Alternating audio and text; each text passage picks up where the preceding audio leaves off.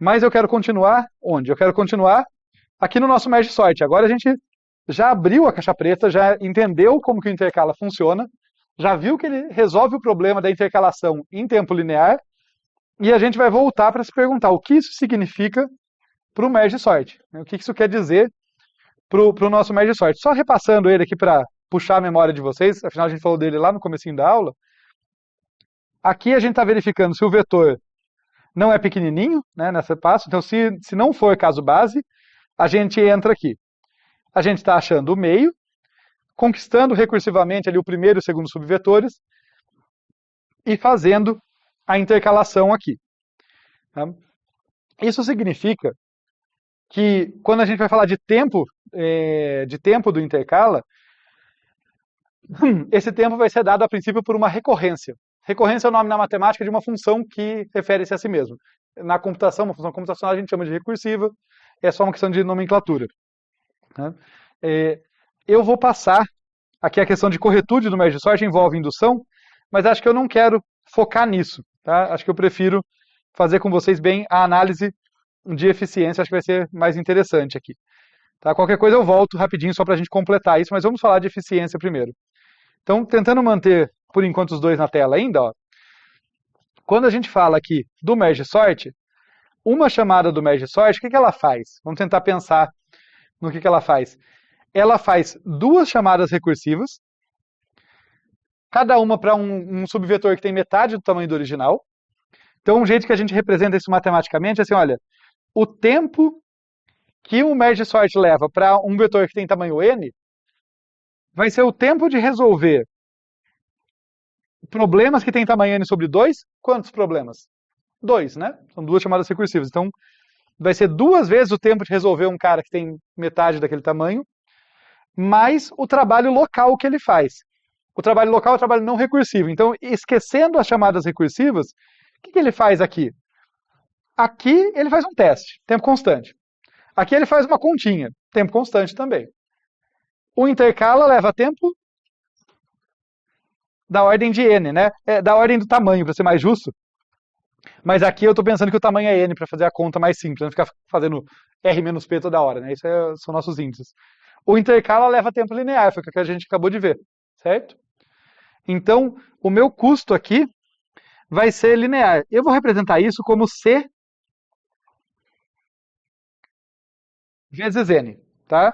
Ao invés de usar a notação assintótica, aqui eu prefiro colocar uma constante, tá? Para indicar, olha, pode ser uma constante qualquer, dependendo de como o intercala é implementado, pode ser uma constante um pouquinho maior, um pouquinho menor, mas o ponto é que cresce linearmente. Então é uma constante vezes o tamanho do subvetor. Essa recorrência que representa o tempo que o intercala, que o merge sort gasta. Como é uma função de recorrência, ela não dá uma resposta fechada, ela dá uma resposta em função dela mesma, por isso que a gente vai ter que resolvê-la e fazer a continha. E a gente não vai aprofundar, tá, na parte mais matemática. Uma das coisas que eu gosto da árvore de recursão, que é a técnica que a gente vai usar, é que ela usa bastante figura e é bem intuitiva, ela ajuda a gente a entender o trabalho que está sendo feito. Tá? Mas para ser justo, eu achei que valia começar construindo essa recorrência com vocês, só para a gente ter em mente essa ideia de 1 vira 2, cada um desses dois com metade do tamanho, essa coisa toda. Tá? Então, uma vez que a gente pensou nessa recorrência, vamos para a nossa árvore de recursão, que é onde eu acho que a coisa fica mais legal. Vamos usar então essa árvore binária de recursão para fazer ali, para calcular isso. E aqui já vem a primeira coisa legal, né? Eu imagino que até o momento vocês achavam que a árvore binária era uma estrutura de dados. Né? E de fato, a árvore binária de busca é uma estrutura de dados. Existem outras árvores binárias que são estruturas de dados de outro tipo. O próprio RIP, que eu citei no início dessa aula, tem uma estrutura de árvore binária, embora seja implementado em vetor, muitas vezes. Mas o ponto é que eu também posso usar a lógica de uma árvore recursiva, binária, na análise. Não é que essa árvore existe de verdade, é só que o fluxo de código cria, o fluxo de execução do código cria essa árvore. Falando assim fica muito abstrato, vamos fazer então aqui para vocês pegarem. Ó. No começo, o que eu tenho? Um vetorzão lá de tamanho n. O que o merge sort faz? Divisão. Então ele vai transformar isso aqui em duas chamadas recursivas. A primeira chamada recursiva que tratou esse cara, quebrou em dois caras, cada um com metade do tamanho original. Na sequência, cada um desses aqui quebrou também na metade. E a mesma coisa para o cara desse lado. Eu só vou fazer mais um nível, né, acho que já vai ser suficiente para a gente ver o padrão de crescimento, coisas assim. Mas essa ideia continua, tá, gente? Se eu pensar que o n é grandão, né, que eu estou falando de um tamanho n bem grande, isso aqui vai continuando.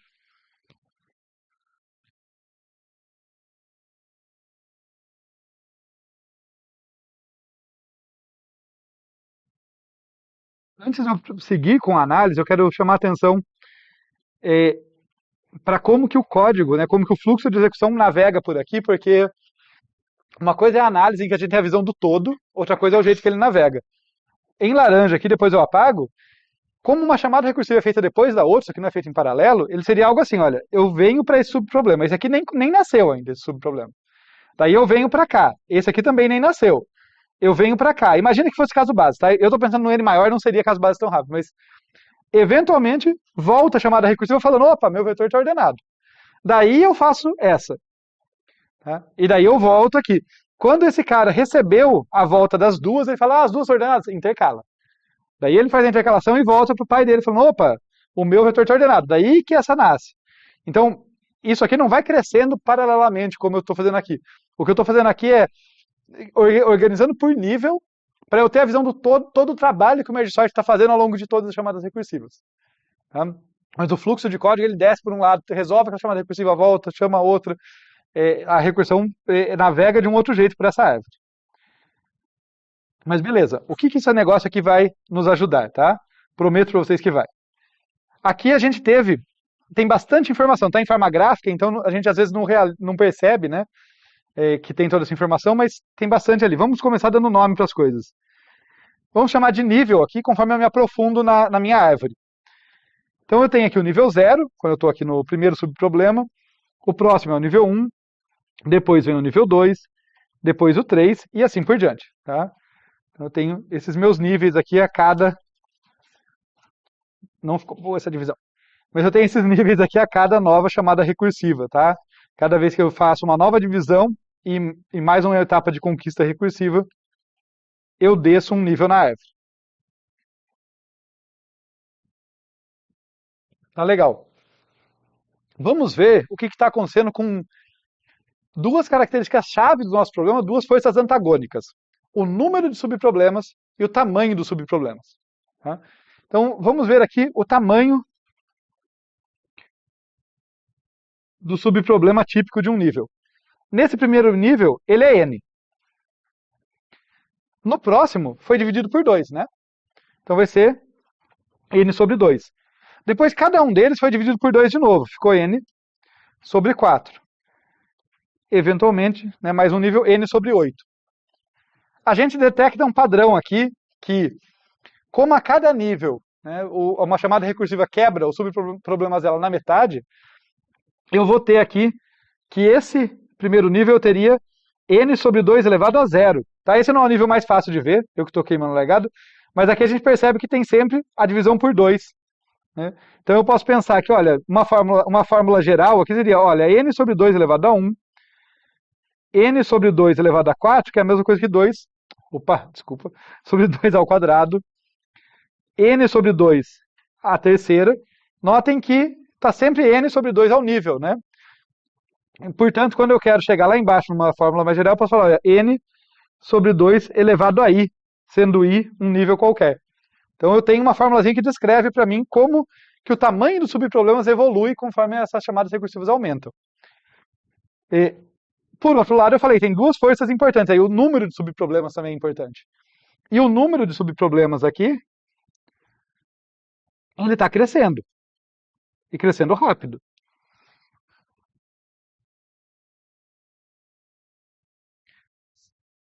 No primeiro nível, eu tenho um subproblema. Esse 1 vira 2. 2 viram 4. Né? Cada subproblema vai virar outros 2, que são menores, mas eu estou falando do número nesse momento. Certo? 4 viram 8. E a gente detecta novamente um padrão de crescimento, né? Isso aqui é 2 elevado a 1, né? Esse aqui é 2 elevado a 2, 2 elevado ao nível em que ele está. Esse aqui é 2 elevado a 0, esse 2 elevado a 3. E aqui, para o nível I, para um nível genérico I, 2 elevado a I subproblemas. Começo com um subproblema lá em cima e vai duplicando a cada nível que eu desço. Tudo bem até aqui, gente? Isso aqui é chave para o que a gente está fazendo, tá? Porque isso vai me permitir calcular o esforço computacional total dessa árvore. Entender como que cada nível se comporta, qual é o número de subproblemas e tal, é chave para isso. Mas aqui tem uma questão adicional, antes da gente fazer a continha. Quem já está familiarizado com crescimento exponencial, podia olhar para isso e falar, meu Deus, divisão e conquista, que ideia estúpida, né? Porque meu número de subproblemas cresce exponencialmente. Tá? Normalmente você vê uma coisa crescendo exponencialmente, você fala, isso dá um bom algoritmo. Mas, como eu falei, tem uma força antagônica. Cada subproblema fica cada vez mais fácil. E não um pouquinho mais fácil, é pela metade. Essas duas forças vão brigar ali, tá? E é por isso que esse algoritmo vai ter algum valor no final, e na verdade vai ser muito bom. Mas aí vem as grandes questões para a gente ter estimar isso tudo. Então, o tamanho do subproblema no nível I, já sabemos. N sobre 2 elevado a I. O número de subproblemas no nível I, 2 elevado a I. Falta responder o número de níveis. A princípio, poderia parecer que isso podia crescer para sempre, né? Mas não é, porque existe caso base. Quando o subproblema ficar pequenininho demais, ele para de dividir. Simplesmente não vai continuar para sempre. Essa árvore tem um fim. Né? E é essa continha que a gente vai fazer. Se I é um nível genérico, seja H o último nível. Eu vou argumentar com vocês que no último nível, tá, no nível H, os meus subproblemas têm tamanho 1. Tá? Eles não têm tamanho no máximo 1, né, porque é quando eu paro de dividir, mas a conta fica mais simples se eu fizer com a igualdade. Tá? É só por isso. Então eu tenho aqui que no nível H, o meu subproblema tem tamanho 1. Mas a minha continha já me falou que, olha, o tamanho esperado dele lá é n sobre 2 elevado a h.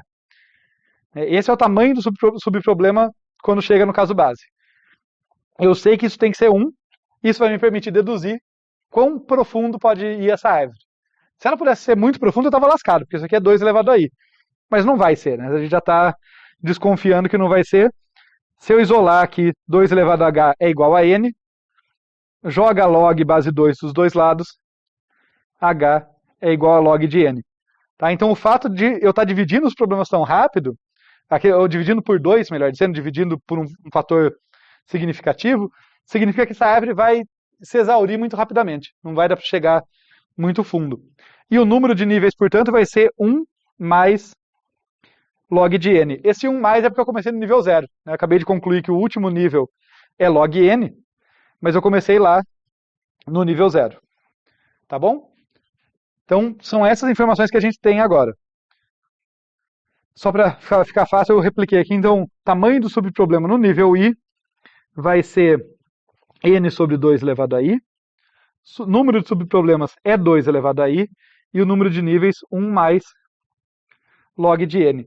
Aqui tem uma curiosidade que eu não vou passar em detalhes com vocês, mas que eu já comentei com vocês, né, que a própria definição do log, o significado dele, é o número de vezes, log base 2, por exemplo, é o número de vezes que eu consigo dividir um número, n, por 2 antes dele ficar menor ou igual a 1.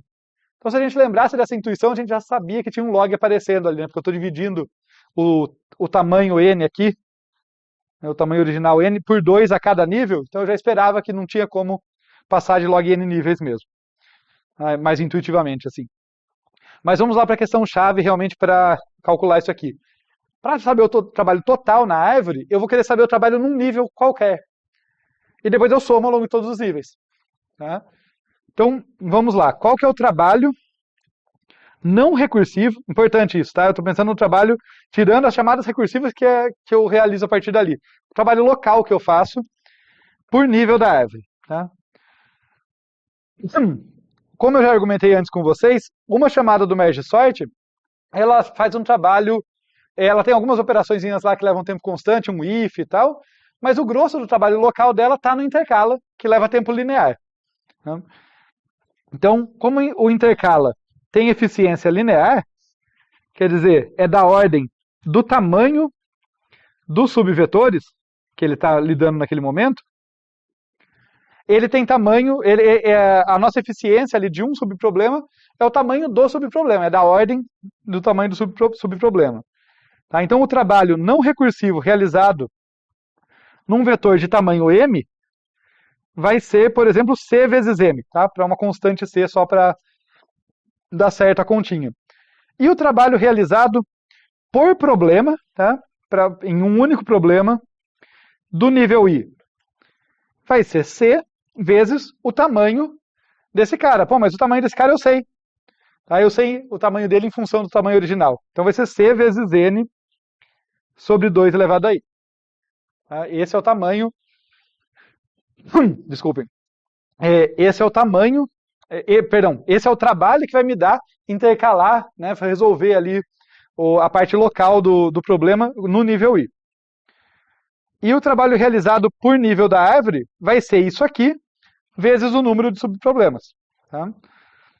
Então vamos fazer essa continha tentando deixar ela o mais bem explicada possível aqui para não perder a semântica. Tá? Então, o trabalho, deixa eu destacar aqui, por nível da árvore. Tá? O trabalho total em um desses níveis. Estou falando assim, olha, qual que é o trabalho total nesse nível, por exemplo? Ou nesse nível? Ou nesse nível, das várias funções que operam naquele nível. Tá? O trabalho total no nível I vai ser igual ao número de subproblemas que eu tenho naquele nível, tá? O número de subproblemas do nível I, vezes o trabalho por subproblema do nível I. Concordo? Eu pego todos os subproblemas. É praticamente uma soma, né? O trabalho que esse me dá mais esse, mais esse, mais esse. Só que esse segundo termo a gente acabou de calcular. É isso aqui. E o primeiro a gente já sabia lá de cima. Então vamos ver. Qual que é o número de subproblemas no nível I? 2 elevado a I. Né? Peguei dali. Qual que é o trabalho por subproblema? É uma constante vezes n dividido por 2 elevado a i. E aqui vem uma felicidade para a gente, que esses termos se anulam. E isso significa algo muito curioso do merge sort, que é as duas forças ali antagônicas dividindo problemas em problemas menores, subproblemas menores, e crescendo o número de subproblemas, nesse caso, não é sempre assim, mas nesse caso, se anulam completamente. O trabalho é uniforme por nível. Tá? Então eu vou ter um trabalho constante ali, é um mesmo trabalho, que é sempre uma constante vezes o tamanho n, o tamanho original do meu vetor. E daí, para ter a resposta do que a gente queria, qual que é o trabalho total? Tá? O trabalho total da árvore vai ser um somatório ao longo de todos os níveis. Né? Seja j aqui é uma variável que indica o meu nível, ele vai de 0 até log de n. Do trabalho por nível. Do trabalho no nível I. O trabalho no nível I é C vezes N. Então isso aqui é um somatório de J igual a 0 até log N de C vezes N. Note que se o nível fizesse diferença, eu conseguiria resolver esse somatório, só seria mais trabalhoso. Mas esse caso nem é o caso. Né? A gente, como se cancelar esses termos, simplificou minha vida. Então o C vezes N não depende do J, ele pode cair para fora do somatório. Eu tenho C vezes N vezes o somatório ao longo dos níveis. O somatório de 1 ao longo dos níveis. Isso aqui tudo vai dar 1 mais log de N, né? Eu estou somando 1 para cada nível. Então eu vou ter aqui que o trabalho total é 1 mais log de N vezes C vezes N, que é O. Deixa eu só deslocar isso para ficar longe da borda. Que é da ordem de N log N. Então, no pior caso, o nosso algoritmo leva tempo N log N. Tudo bem aqui, gente? Eu sei que é bastante continha, tá? E eu estou passando rápido mais por uma questão de tempo, né? Às vezes eu gasto mais tempo explicando umas coisas no início, e daí corre o final, ou coisa assim. Mas vocês podem revisitar as continhas para ver, tá tudo deduzido aqui, não é tirado nada mágica. Revisitem a árvore, ela ajuda a dar intuição. Mas agora, só para a gente tirar alguma coisa interessante disso aqui, para ter uma noção do que isso significa, né? Tem um algoritmo que ordena em tempo n log n, Vamos preencher essa tabela e daí os quizzes ficam para vocês. Suponham aqui para duas grandezas bem razoáveis na computação moderna, tá? 1.000.000 e 1.000.000.000. Suponha aqui que o n tá, esse é o meu tamanho do número de elementos que eu quero ordenar. O que significa n log n versus n quadrado, tá? Log de n aqui vai ser aproximadamente 20 e log de 10 a sexta, melhor dizendo. E log de 10 a nona vai ser aproximadamente 30, tá? Então, n log n eu vou ter o que aqui? 10 a sexta vezes 20 vai ser 2 vezes 10 a sétima. N log n para 10 a nona vai ser 3 vezes 10 a décima, né? 10 a nona vezes o 10 que saiu dali. Tá? Enquanto que n quadrado ficaria aqui 10 a 12 e 10 a 18. Tá? Os números são bem grandes. Mas o que eu quero que vocês comparem, ficam aqui os quizzes, suponha que você tem um computador de 10 GHz, para dar uma grandeza, um feeling melhor. Quer dizer, ele faz 10 a décima operações por segundo. Tá? Então, manipulando unidades, né? Se isso aqui é o número de operações para ordenar. Tá? Daí isso aqui é o número de operações por segundo. Se você dividir esses valores aqui por 10 a décima, você vai ter o número de segundos esperado. Tá? Então completem, façam uma outra versão dessa tabelinha, só que fazendo essa correção, né, de acordo com uma velocidade aqui de um computador moderno, próxima disso, para ter uma noção de quanto tempo você espera que um algoritmo eficiente aqui, como a gente acabou de ver o merge sort, ordene 1.000.000 e 1.000.000.000 de elementos, e depois no quiz set repete isso para n quadrado, para vocês verem como, mesmo com computadores modernos, se a gente não tiver algoritmos eficientes para um problema tão básico quanto a ordenação, se eu só tivesse insertion sort na minha vida, como eu ficava restrito para trabalhar com grandes volumes de dados. Tá? Resolvam os quizzes ali. Para ir fechando aqui, a estabilidade. Esse algoritmo é estável se o intercala for estável. Tá? A estabilidade dele depende basicamente do intercala, que é justamente onde ele ordena, né? Onde ele vai misturando os elementos ali do primeiro e do segundo subvetor. E daí tem um quiz derivado disso que eu quero fazer vocês pensarem. Opa, lugar errado. Aqui, no intercala, existe uma instrução aqui, um caractere, basicamente, que se eu remover, esse algoritmo deixa de ser estável. Tá? Então fica para vocês pensarem qual é o que garante a estabilidade desse cara, e que se eu remover um mísero caractere, ele ainda funciona, curiosamente, mas ele já não é mais estável. Ele não garante que ele não vai inverter elementos que têm a mesma chave, né? Não vai inverter a posição relativa. Tá? Fica isso para vocês pensarem. Deixa eu ver.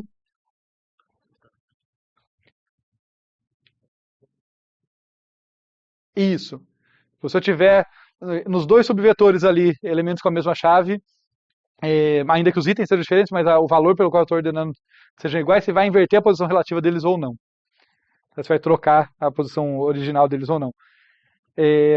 Mas fica essa questão da estabilidade. Merge sort é estável, tá? Qualquer implementação dele mas tem um detalhe no código, é legal vocês olharem, ajuda a verificar se vocês estão entendendo a importância de cada detalhezinho do código ali. Sobre eficiência de espaço, esse eu diria que é o calcanhar de Aquiles do merge sort. Ele não é o que a gente chama de in place, tá? Ele não é in place. Eficiência de memória a gente olha para qualquer algoritmo, mas in place é muito comum para algoritmo de ordenação e alguns outros, que é assim, eu uso memória, basicamente, a pergunta eu ordeno só mexendo no vetor que eu recebi, ou eu preciso de um outro vetor para me ajudar? Tá? Essa que é a pergunta. Tem índice, todo algoritmo vai ter, né? Ele vai ter que ter variáveis auxiliares que têm tamanho constante, mas a pergunta eu tenho que ter uma memória auxiliar proporcional ao que eu recebi para ordenar? O merge sort precisa, porque o intercala precisa daquele W. Tá? Então é um algoritmo que precisa de memória auxiliar. Tá? Não dá para fazer a intercalação sem memória auxiliar. Inclusive, dá até para enganar. Dá para fazer um algoritmo que parece que intercala in place, daí você vai ver ele perde eficiência. Algo interessante pensar como que você tentaria fazer o intercala in place e quebrar a cara para entender um pouquinho melhor ele. Então tá legal? Tem outras curiosidades aqui, eu não vou aprofundar. Em particular, existe um merge sort iterativo. E como o merge sort não é um algoritmo com recursão caudal, o merge sort iterativo ele captura a ideia do merge sort, mas ele não é uma modificação, simplesmente remover a recursão disso que a gente viu. Ele vai fazer uma outra coisa, é interessante ver, tem uma videoaula sobre isso curtinha lá, só pela curiosidade, tá? O merge sort tradicional é recursivo, mas é interessante saber que conseguiram capturar essa ideia no iterativo. Tá legal, eu acho que era isso por hoje, gente. Então, próxima aula a gente vai falar de um outro algoritmo de ordenação bastante famoso, aí um concorrente do merge sort.